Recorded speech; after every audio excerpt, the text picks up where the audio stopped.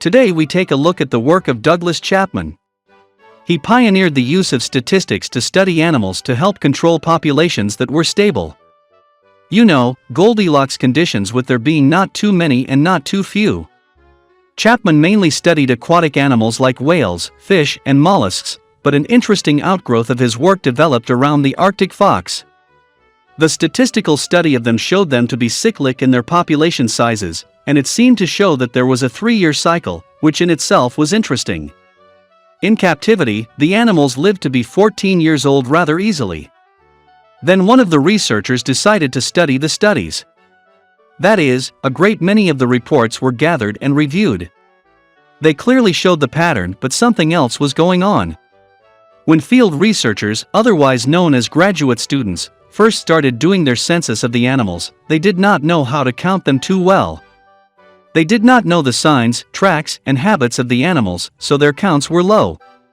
Then by the second year, the grad students were much better at tracking and counting the animals, so their count was much higher. Then by the third year, the students were much more interested in writing their theses, and their count was again down.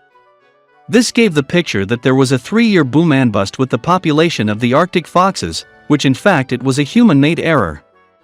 The Arctic fox has such keen hearing that it is able to hear a mouse under the snowpack, and extract it for its own pleasure.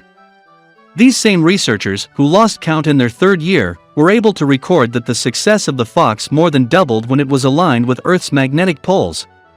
Perhaps, like the monarch butterfly, the fox is making use of magnetic lines of flux that we cannot see.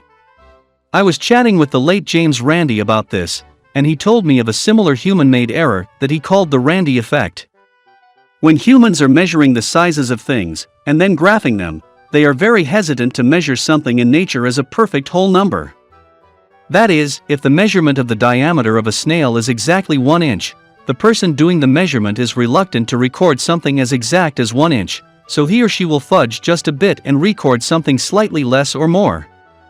This reluctance shows up in the graph as a slight dip or hump at each whole number, no matter what the scale is. Encourage observations, especially in children. Before the school system beats it out of them,